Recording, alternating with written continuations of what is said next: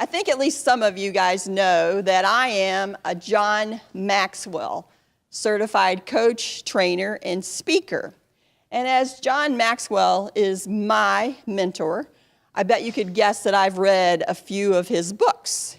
John, I don't know if you're familiar with him, but he's written over 70 books, primarily on the topic of leadership.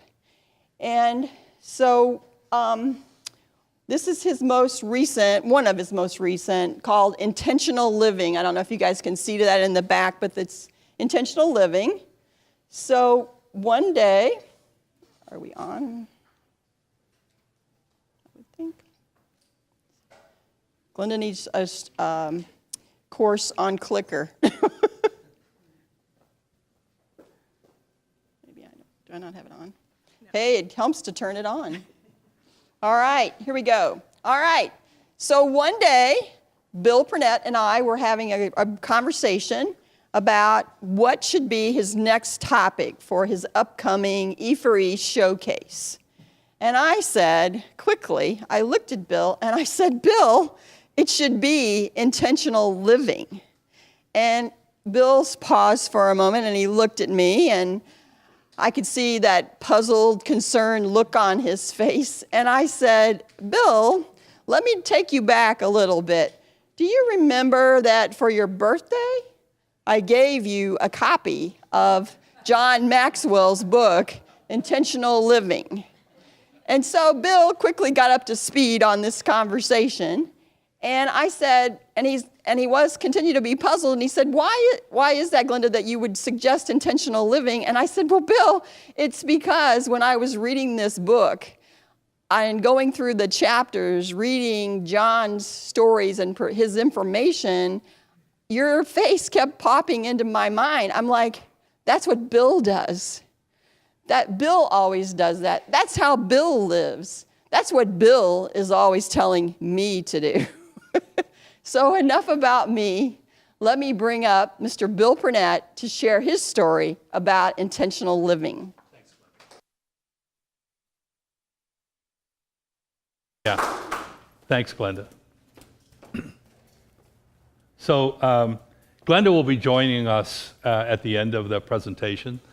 And what we're going to do is at the end of the presentation, we're going to drill down into the John Maxwell approach towards intentional living. We'll do a little exercise. You guys will roll up your sleeves and we'll actually be involved. So we'll get her back up after I share this little short story with you. So last month, if you were here, Dr. Fazio talked to us about mindfulness practice. And so I always felt like, you know, when it came to my personal health, I thought a lot about how I approach it. But, you know, I've never really approached it from an intentional standpoint. I've always kind of thought, well, you know, it's important, but I never really got intentional about it. So now Dr. Dan and I are working on me becoming intentional on this one area of my life, which interestingly enough, I postponed most of the time. But deep down inside, we all want to live our best story, don't we? Don't we all want to live the very best story that we can? Interestingly enough, when Ann and I started our business 10 years ago, I thought I was living my best story. I had a successful career, starting our business, happily married. I thought really I was living my best story. Interestingly enough, though, I died 1,000 deaths the first 2 years that I started my business, Simply Successful. I mean, it was brutal. People looked at me like I had two heads. What is it that you do? And I'm running around from place to place, you know, going to networking events, talking to other people who are networking too. There were no buyers there, and so it was pretty frustrating. But I did really die those first 2 years that we started our business. So I'm running around. I got this random thinking going on. I had forgotten all of the things that I learned in my previous career, and I'm running around playing whack-a-mole, you know, around the city of St. Louis, playing a game that was really not very productive. So it was brutal. And during that period of time, just as Earl Nightingale said, I'm beginning to have self-doubt. I'm beginning to think, you know what, this is really a bad idea. I left a good job. I was successful in my role. And so I'm all this, what I call crap buildup, started happening in my head. So what's going on? So my conscious mind is thinking, well, this is a great idea, but my subconscious mind is going, you know what? This is a bad idea. This is really stupid. This isn't working. And so I'm fighting this huge battle between, what my head's saying and what my heart is saying. So fortunately, I had the wisdom to kind of pause for a moment and said, what's missing? What is it that happened here that's causing me to feel this way? Well, the first thing is I had a sense of community when I worked in a corporation. Even though it wasn't a community that I thought highly of, there were people in that organization that I felt a sense of community. I no longer had a sense of identity, and I no longer had a sense of purpose as a result of what was going on. So interestingly enough, that's how Experts for Entrepreneurs was born. It was really born out of my desperation for 2 years of pure hell, where I was feeling, terrible about what I was doing, needed to come up with a better way. And fortunately, during that period of time, I met some great people, and we eventually, put Experts for Entrepreneurs together. So, but it was really a difficult time, and when I think back on it, it's amazing, and I have a real debt of gratitude for the people who are part of our group now. So, just to show you how this works, 2 weeks ago, 7 companies who are part of E4E participated in a luncheon for the Small Business Award for the state of Missouri. That was 7 different companies that serve this one client that was born out of this group. And so the people that you see up here were all in that luncheon, and we were all part of participating in that. That never happens, and I have to tell you, for me, who has built his life around helping other people, being able to see your client successful like this and having accomplished that with the people in this room is pretty awesome.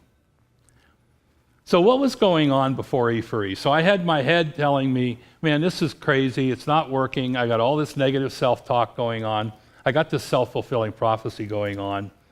And so what E4E did for me is it brought the puzzle together, and I began to have confidence in myself again. So that I knew I really did know what I was doing, I felt good about what I was doing again, I had a sense of identity, purpose, and community. You can probably all identify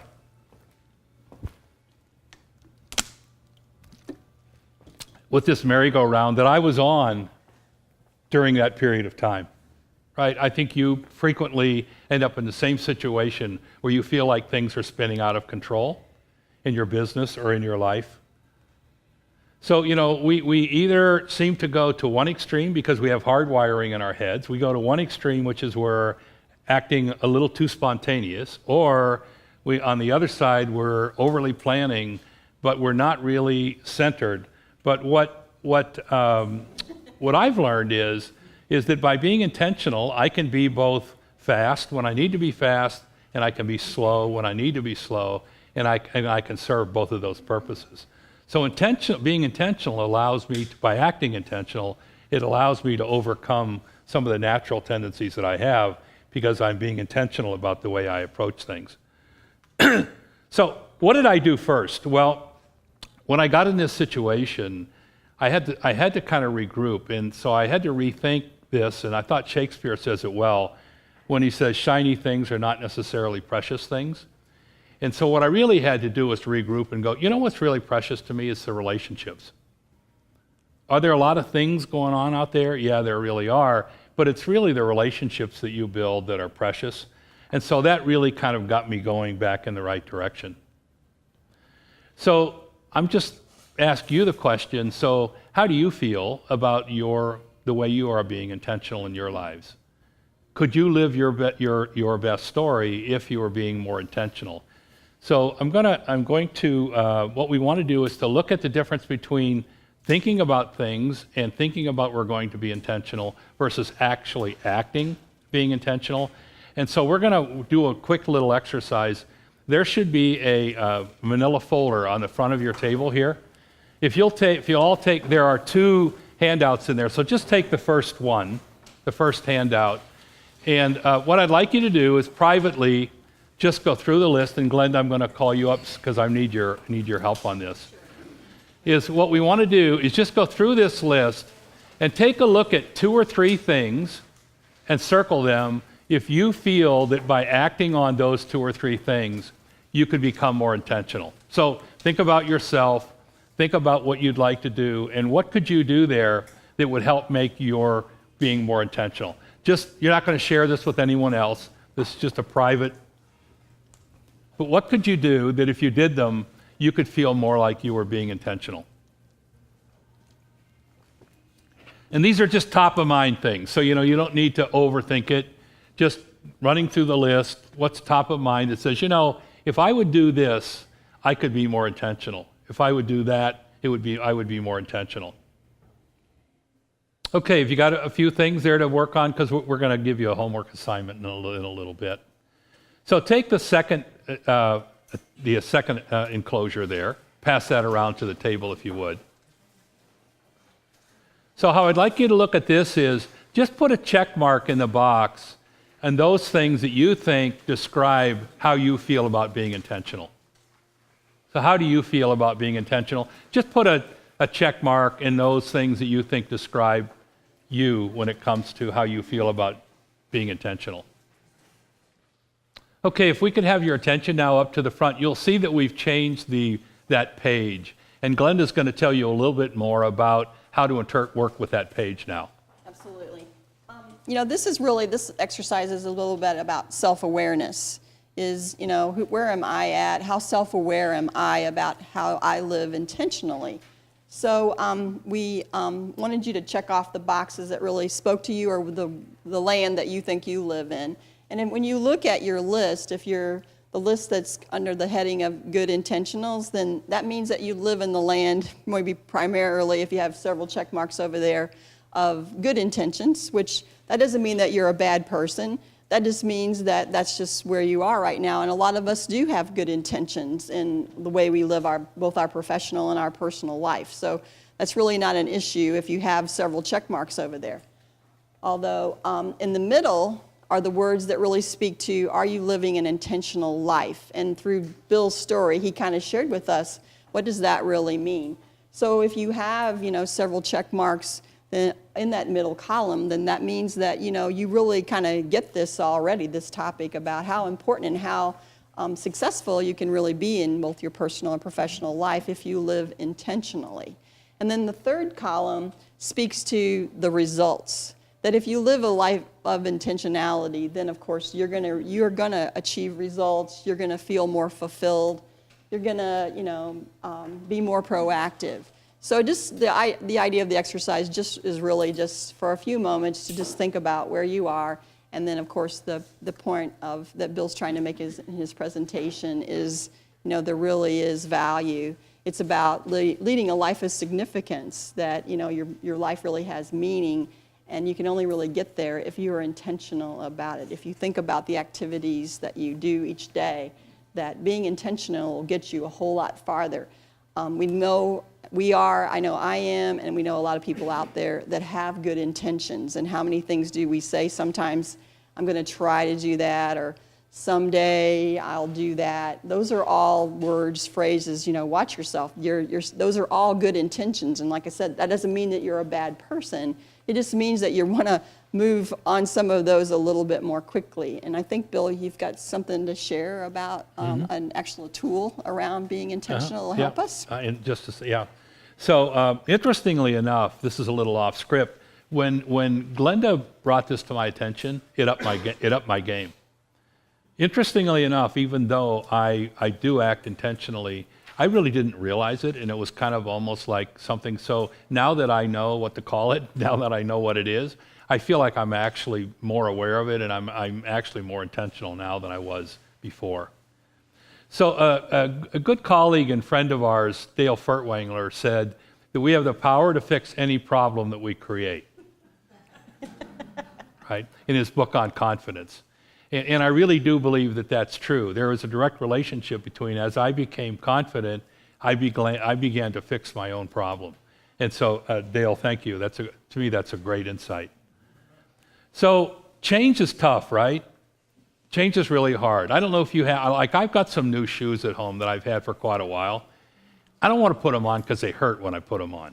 You guys experience that? Like, right? You get these new shoes and they're sitting there and you're wearing the old shoes. Why? Because they're comfortable, right? So this is a change. It may be a change for some of you. So, you gotta put on the new shoes if they're eventually going to get comfortable so that they become old shoes, right? But change kind of works that way. And so I'm going to start wearing my new shoes more frequently. So here's the thing. We do tend to gonna get around to it, as we talked about, right? And so for those of you who might know what around to it is, we frequently say, yeah, what a great idea. I'm gonna get around to it. So what we're gonna do today, there should be someone at your table that has round to-its, right? So if you'll pass those round to-its around. Now, some of you may have had round to-its before. This is a new and improved version of the round to-it. Okay?